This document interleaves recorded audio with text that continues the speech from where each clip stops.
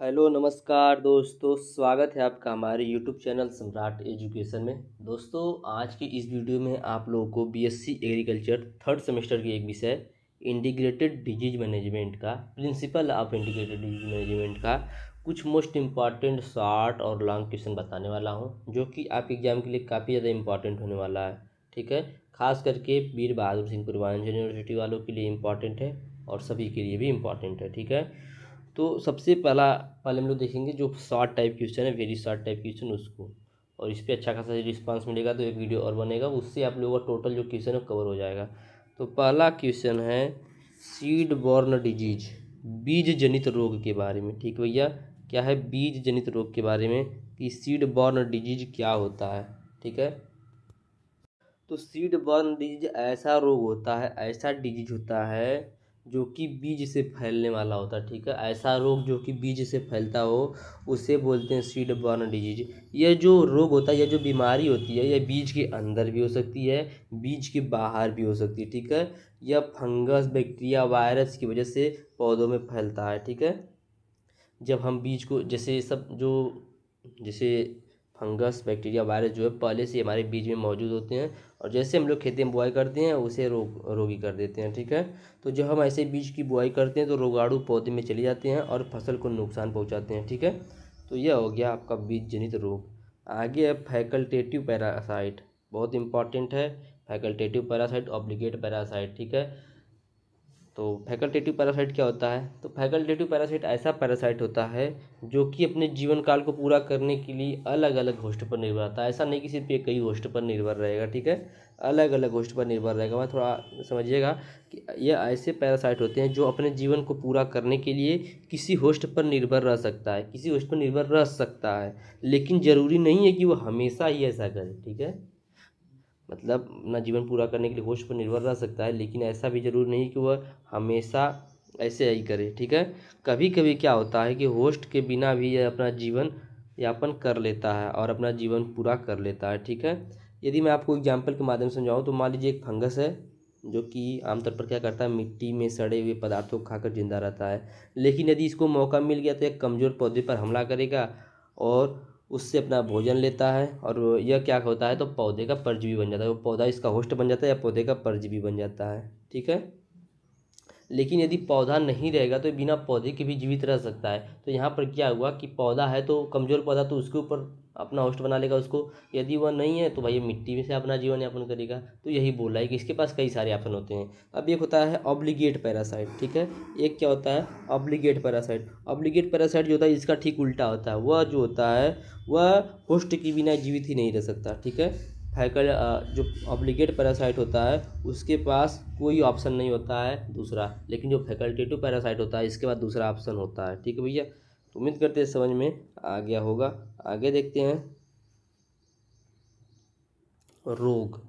रोग क्या है? तो रोग एक हानिकारक कुक्रियात्मक प्रक्रम है जो लगातार हो रहे उत्तेजना के कारण उत्पन्न होता है। ठीक है, रोग क्या है? रोग एक कुक्रियात्मक या हानिकारक प्रक्रम है जो निरंतर उत्तेजना के कारण उत्पन्न होता है, जिसके कारण पौधों में कुछ असमानताएं आती हैं, या बोल सकते हैं कि पौधे की दैहिकी में असमानताएं उत्पन्न हो जाती हैं। ठीक है, जैसे आपको भी बुखार होना होगा, बार बार अटैक होगा आपके ऊपर, बुखार आना होगा, तो आपको पहले से इसका लक्षण पता चल जाएगा कि हाँ भाई वैसे अलग टाइप का कुछ सुस्ती बना लगने लगेगा। ठीक है, कुछ अच्छा नहीं लगेगा, पहले से आपको पता चल जाता है ना कि मुझे बुखार होने वाला है। ऐसा प्लांट में भी होता है, प्लांट में जब रोग लगेगा तो उसमें कुछ असमानता आ जाएंगी, पत्तियाँ पीली हो सकती हैं, पौधा सूख सकता है, फल गिर सकते हैं। तो यही बोल रहा है कि जब रोग एक हानिकारक प्रक्रम है जो कि निरंतर उत्तेजना कारण उत्पन्न होता है, जिसके परिणाम स्वरूप पौधे की दैहिकी में असमानताएं आ जाती है। आपको देखने में भी लग जाएगा कि इसके अंदर कुछ असमानताएं आ रही हैं। ठीक है, और यह जो असमानता होता है इसके लिए जो उत्तरदायी कारक होते हैं उसको बोलते हैं पैथोजन। आगे पैथोजन भी आएगा, उसके पहले आप लोग हाँ पैथोजन देख लीजिए पहले। पैथोजन क्या होता है? तो कोई भी कारक जो रोग उत्पन्न कर सकता है रोगजनक कहलाता है। पैथोजन क्या होता है भैया? जैसे यह एक प्लांट है, ठीक है, इस प्लांट के ऊपर यह एक फंगस गया और डिजीज काज कर दिया, तो यह फंगस क्या हो गया? इसका पैथोजन हो गया। ठीक है भैया, क्या हो गया? पैथोजन हो गया। ठीक है, तो यही बात है। पैथोजन क्या होता है, कोई भी कारक जो कि रोग उत्पन्न कर सकता है। यह जीवित हो सकता है, अजीवित हो सकता है, मध्यजीवी हुई हो सकता है। ठीक। एक होता है पैथोजेनिसिटी, रोग जनकता। तो रोग जो होता है, रोग उत्पन्न करने की क्षमता या योग्यता को ही रोग जनकता कहते हैं। एबिलिटी या pathogen to cause disease, ability या पैथोजन टू काज डिजीज मतलब रोगजनक को रोग उत्पन्न करने की क्षमता या योग्यता को ही रोगजनक कहते हैं। ठीक है, याद रखिएगा, इंपॉर्टेंट है।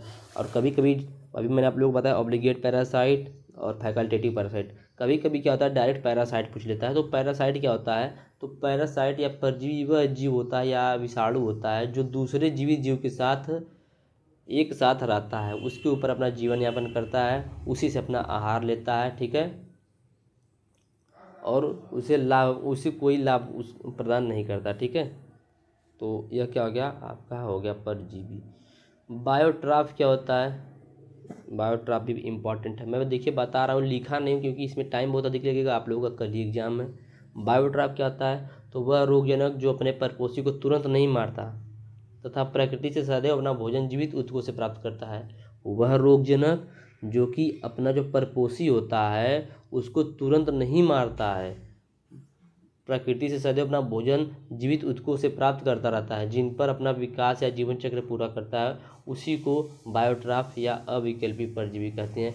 उसी को ऑब्लिगेट पैरासाइट कहते हैं। ठीक है, जैसे रस्ट का फंजाई हो गया। ठीक है, ये सब डाउनी मिल्ड्यू हो गया, डाउनी मिल्ड्यू का फंजाई, पाउडरी मिल्ड्यू का फंजाई हो गया, वायरस हो गया, ये सब क्या होते हैं, ये सब बायोट्राफ होते हैं। इनको ऑब्लिगेट पैरासाइट बोलते हैं, याद रखिएगा। और इनाकुलम बहुत ज़्यादा इंपॉर्टेंट है भैया, इनाकुलम निवेश द्रव्य इसको बोला जाता है, कई बार पूछा है। तो रोगजनक का वह भाग जो परपोषी के संपर्क में आता है और संक्रमण स्थापित करने के योग्य होता है, उसी को निवेश द्रव्य या इनाकुलम कहते हैं। ठीक है, और कभी कभी पूछता है प्राइमरी इन्फेक्शन और प्राइमरी इनाकुलम और सेकेंडरी इनाकुलम। तो प्राइमरी इनाकुलम क्या होता है, तो जो निवेश द्रव्य या इनाकुलम शीतकाल अथवा ग्रीष्मकाल में सुसुप्त अवस्था में उत्तरजीवी रहता है और फसल पर प्रारंभिक संक्रमण को उत्पन्न करता है, उसको बोलते हैं प्राइमरी इनाकुलम। जैसे ये प्लांट है, ठीक है, यह क्या है, पैथोजन है। यहाँ पे आया काज किया, तो इसको क्या बोलेंगे, इनाकुलम, प्राइमरी इनाकुलम। पहली बार यहाँ पे काज करेगा उसको लेंगे प्राइमरी इनाकुलम। और प्राथमिक संक्रमण से उत्पन्न यदि जो इनाकुलम है वह द्वितीयक इनाकुलम करता है, ठीक है, उसी को बोलते हैं क्या, सेकेंडरी निवेश द्रव्य या द्वितीयक इनाकुलम। ठीक है, इन्फेक्शन क्या होता है, तो इन्फेक्शन या संक्रमण वह प्रक्रिया होता है जिसके द्वारा रोगजनक परपोषी से संपर्क स्थापित करता है तथा उसमें पोषक तत्वों को प्राप्त करता है। तो यह सब हो गया इतना। कभी कभी सिम्टम पूछ लेता है, तो सिम्टम क्या होता है, एक रोगजनक आक्रमण या रोग के फलस्वरूप पौधे के जो बाहरी या आंतरिक प्रक्रियाओं या में जो परिवर्तन होता है उसी को रोग का लक्षण कहते हैं, सिम्टम कहते हैं। ईटियोलॉजी बहुत इंपॉर्टेंट क्वेश्चन आएगा, ईटियोलॉजी। ईटियोलॉजी क्या होता है, तो किसी रोग को उत्पन्न करने वाले कारकों या उनकी प्रकृति तथा परपोषी से उनके संबंधों का अध्ययन जब हम लोग करते हैं तो उसको बोलते हैं ईटियोलॉजी। आप लोग जब अभी आगे जाएंगे ना तो वहाँ पर आप लोगों को ईटियोलॉजी पढ़ना है, पाँचवें सेमेस्टर में जब आप लोग जाएंगे तो वहाँ पे आप लोगों को जब एंटोमोलॉजी का सब्जेक्ट मिलेगा तो वहाँ पर सबका आप लोगों को ईटियोलॉजी पढ़ना पड़ेगा। ठीक है, तो अभी जानते रहिए बस कि ईटियोलॉजी क्या होता है। तो जब कोई रोग होता है उसको उत्पन्न करने वाला जो पैथोजन होता है, जो कारक होता है, उसकी प्रकृति, क्या प्रकृति उसकी, उसका परपोषी से संबंध जो होता है उसका अध्ययन यदि हम लोग करते हैं तो उसी को बोलते हैं ईटियोलॉजी। रेजिस्टेंस क्या होता है, तो प्रतिरोध, रेजिस्टेंस को बोलते हैं हिंदी में। तो प्रतिरोध किसी परपोषी पौधे की वह योग्यता या क्षमता होती है जो किसी रोगजनक की क्रिया का दमन कर देती है। ठीक है, the ability of the host to suppress और retard the activity of pathogenic organism. ठीक है, तो इतना बात आप लोग याद रखिएगा। कभी कभी पूछता है फंजीसाइड क्या होता है, तो फंगस को मारने के लिए जिस रसायन को यूज करते हैं उसको फंजीसाइड बोल देंगे। बोलेगा पेस्टिसाइड का होता है, तो पेस्ट को मारने के लिए जिस रसायन को यूज करेंगे उसको पेस्टिसाइड बोल देंगे। इंसेक्टिसाइड पूछेगा तो इंसेक्ट को मारने के लिए जिस रसायन को यूज करते हैं उसको इंसेक्टिसाइड बोलते हैं। ठीक है, इतना बात आप लोग याद रखना। कभी कभी रोगिंग पूछ लेता है, तो रोगिंग क्या होता है कि कुछ जैसे आपके 50 प्लांट, इसमें से 2-3-5 प्लांट जो हैं रोगी पौधे हैं उनको बाहर निकालना, उनको अलग कर देना, ये क्या कहलाता है, रोगिंग कहलाता है। और रोग ट्रिएंगल कभी कभी पूछ लेता है, तो इसको रोग ट्रिएंगल एक ट्रिएंगल है जिसमें बताया गया है कि पौधे में रोग को विकसित करने के लिए कम से कम 3 प्रमुख घटकों के पारस्परिक क्रियाओं का होना आवश्यक होता है, जिसमें आपको एक होस्ट बताया गया है, ठीक है, एक होस्ट, एक पैथोजन, एक फेवरेबल इन्वायरमेंट। यदि यह 3 चीज़ रहेगा तो किसी भी प्लांट में डिजीज लग सकता है। यदि इनमें से किसी भी एक की अनुपस्थिति हो जाएगी तो पौधे में रोग नहीं लगेगा। यह बात आप लोग याद रखिएगा, ठीक है। तो अब चलिए आगे देख लेते हैं हाइपरट्रॉफी क्या होता है। हाइपरट्रॉफी या अतिवृद्धि। तो हाइपरट्रॉफी वह अवस्था होती है जिसमें कोशिकाओं के आकार में असामान्य वृद्धि होने से अंग या ऊतक का आकार बढ़ जाता है बिना कोशिकाओं की संख्या बढ़े, ठीक है। कोशिकाओं की संख्या नहीं बढ़ेगी लेकिन उसका जो आकार है ऊतक का वह बढ़ जाएगा। जैसे देखेंगे जिम उम जो करते हैं और उनका मसल देखेंगे भाई, जिम उम करके अपना बना लेते हैं, वहाँ पर उनके ऊतक की संख्या में वृद्धि नहीं होती है, ठीक है। वहाँ पे ऊतक का आकार बढ़ जाता है, उनकी संख्या में वृद्धि नहीं होती है, ठीक है। यह बात याद रखिएगा। जब ऊतक का आकार बढ़ जाएगा, सामान्य से अधिक बढ़ जाएगा लेकिन संख्या में वृद्धि नहीं होगी तो उसको बोलेंगे हाइपरट्रॉफी। और जब ऊतक में जब किसी अंग या ऊतक में कोशिकाओं की संख्या में असामान्य वृद्धि हो जाता है तो उसको बोलते हैं हाइपरप्लेसिया, ठीक है। जब ऊतक में वृद्धि होगा, ऊतक की संख्या में वृद्धि होगा तो उसको बोलेंगे हाइपरप्लेसिया। जब ऊतक के आकार में वृद्धि होगा उसको बोलेंगे हाइपरट्रॉफी। यह बात भी आप लोग याद रखिएगा। आगे है पेस्ट। पेस्ट क्या होता है? तो बहुत ही आसान इसका मैं आप लोगों को डेफिनेशन बताऊंगा, ठीक है। कोई भी जीवित प्राणी या जीवित जीव मनुष्य को छोड़कर, ठीक है, मनुष्य को छोड़कर कोई भी जीवित जीव जो मनुष्य को आर्थिक या भौतिक हानि पहुंचाता है उसको बोलते हैं पेस्ट, ठीक है। सॉरी, भौतिक नहीं, आर्थिक हानि। तो कोई भी जीवित प्राणी या जीवित जीव जो मनुष्य या उसके सामान को ध्यान देने योग्य आर्थिक हानि पहुंचाता है तो उसको बोलते हैं पेस्ट, ठीक है, मनुष्य को छोड़कर। चाहे आपका खेत है उसमें जाके कोई गाय भैंस ख़त्म कर दे रही है उसको, वो अभी आपका एक पेस्ट हो जाएगा। क्यों? क्योंकि भाई मनुष्य नहीं हुआ, मनुष्य को छोड़कर कोई भी जीवित जीव हो सकता है। जो कि अब आपने 1 बीघा बुआई किया है गेहूँ का, अब जाएगा उसमें 4 बिस्सा खा जाएगा तो ये ध्यान देने योग्य नुकसान है, तो इसको क्या बोल देंगे भाई? इसको पेस्ट बोल सकते हैं, ठीक है। कोई कीट है उसमें रोग काज कर दिया, डिजीज काज कर दिया है, उससे काफ़ी ज़्यादा नुकसान हो गया तो यह क्या है? यह भैया एक पेस्ट हो जाएगा, ठीक है। यह बात याद रखिएगा। अब कुछ मैं और इम्पॉर्टेंट बात बताता हूँ आप लोग को, कुछ डिजीज के बारे में, जैसे रस्ट हो गया, पाउडरी मिल्ड्यू हो गया, ठीक है, बैक्टीरियल लीफ ब्लाइट हो गया। इन सभी के बारे में कभी कभी पूछ जाता है कि रस्ट क्या है, डाउनी मिल्ड्यू क्या है, पाउडरी मिल्ड्यू क्या है, ठीक है। तो रस्ट क्या है? रस्ट जान जाइए।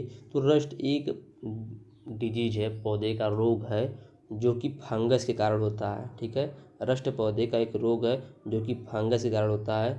यह जो होता है पत्तियों, तनों या डंठलों पर छोटे छोटे नारंगी या भूरे या काले रंग के धब्बे को बनाता है जो कि जंग की तरह दिखते हैं, रस्ट की तरह दिखते हैं। इससे पौधा कमज़ोर हो जाता है, पत्तियाँ झड़ जाती हैं और फसल की पैदावार कम हो जाती है, ठीक है। तो यह हो गया आप लोग का रस्ट। थोड़ा बहुत जानते रहिए कि इसमें क्या हो जाता है, ठीक है। रस्ट हो गया। ऐसे ही आप लोगों का पाउडरी मिल्ड्यू पूछ सकता है, ठीक है, पाउडरी मिल्ड्यू। तो पाउडरी मिल्ड्यू भी एक डिजीज है जो कि फंगस की वजह से ही होती है। देखिए ज़्यादा से ज़्यादा जो रोग होते हैं ना प्लांट में, वह ज़्यादा से ज़्यादा फंगस की वजह से ही होते हैं। या एक ये पॉइंट आप लोग नोट रख लीजिएगा।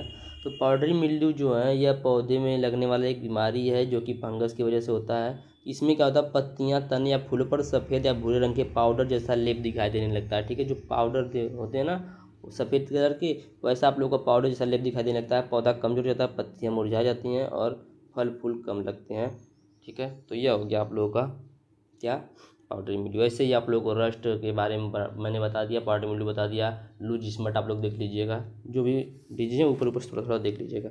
अगला क्वेश्चन बहुत ज़्यादा इंपॉर्टेंट है और इसका सल्यूशन जो मैं डिस्क्रिप्शन में दे दूंगा क्योंकि मैंने इसको करवाया हुआ है पहले से, तो आप लोग देखेंगे तो आप लोगों का भी टाइम वेस्ट होगा, इसकी वजह से मैं बता दे रहा हूँ। पौधे के रोग की वही विभिन्न श्रेणियों का वर्णन कीजिए। बहुत ज़्यादा इंपॉर्टेंट है और 100% एग्जाम में ये दोनों क्वेश्चन पूछा जाने वाला है आपको, तो यह बात नोट कर लीजिएगा। तो पौधे के रोग की विभिन्न श्रेणियों का वर्णन करना है, जिसका लिंक मैंने डिस्क्रिप्शन में दे दिया है। दूसरा है आईडीएम का introduction, history, importance, concept, principle and tool of IDM बताना है। आईडीएम का क्या परिचय है, ठीक है, उसका हिस्ट्री क्या है, क्या उसका महत्व है, उसका कॉन्सेप्ट क्या है, ये सब मिला के आप लोग का 3 क्वेश्चन बनता है। लेकिन मैं एक ही क्वेश्चन एक ही टॉपिक में करवा दिया हूँ एक ही वीडियो में, तो आप लोग ये दोनों वीडियो देख लीजिएगा। अगला क्वेश्चन है ईटीएल और ईआईएल में अंतर बताइए। तो ETL और EIL। ETL का पूरा नाम होता है इकोनॉमिक थ्रेश होल्ड लेवल, और EIL का मतलब होता है इकोनॉमिक इंजरी लेवल। ठीक है भैया, तो इस प्रकार का एक ग्राफ होता है। ठीक है, इस प्रकार का एक ग्राफ होता है। सबसे ऊपर होता है EIL, उसके नीचे होता है ETL। ठीक है, ETL जो होता है वह क्या होता है, जैसे आपका एक फसल क्रॉप है, ठीक है, उसमें रोग लग रहा है। ठीक है, इसमें रोग लग रहा है तो ETL यह बताता है कि हमें कब कीटनाशकों का यूज करके उस कीट को रोक देना है जो कि रोग को फैला रहा है। ठीक है, तो कीट जो है इस प्रकार से रोग बढ़ाते बढ़ाते, पहले आपके खेत में 1 कीट लगे, 2 कीट लगे, जैसे मान लीजिए आपके खेत में 100 कीट लगने पर आपको आर्थिक हानि हो सकती है। तो यह कीट लगते लगते लगते यहाँ पे 95 कीट तक पहुँच जाएगा। तो ETL जो है यह बता देगा कि अब आप कीटनाशक यूज कर लीजिए। यदि आप कीटनाशक यूज कर लेंगे तो इस कीट को कंट्रोल कर सकते हैं, वरना यह आपके मतलब आर्थिक हानि पहुँचा सकता है। ठीक है, तो ETL वह क्षमता होता है या वह स्तर होता है जो कि बताता है हमें कीटनाशकों का कब यूज करना है, और EIL जो होता है वो कीटों के इंजरी का लेवल होता है। ठीक है, तो चलिए देख लेते हैं, इन दोनों में अंतर बहुत ज़्यादा इंपॉर्टेंट है। तो वो स्तर जब कीट की संख्या इतनी हो जाती है कि फसल को आर्थिक नुकसान होना शुरू हो जाता है, उसको बोलते हैं EIL। ETL वह स्तर होता है जब कीटों की संख्या पर काबू पाने के लिए कीटनाशकों का यूज करते हैं ताकि EIL तक न पहुँच सके, कीट जो है EIL तक न पहुँच सकें। यह एक सैद्धांतिक स्तर है।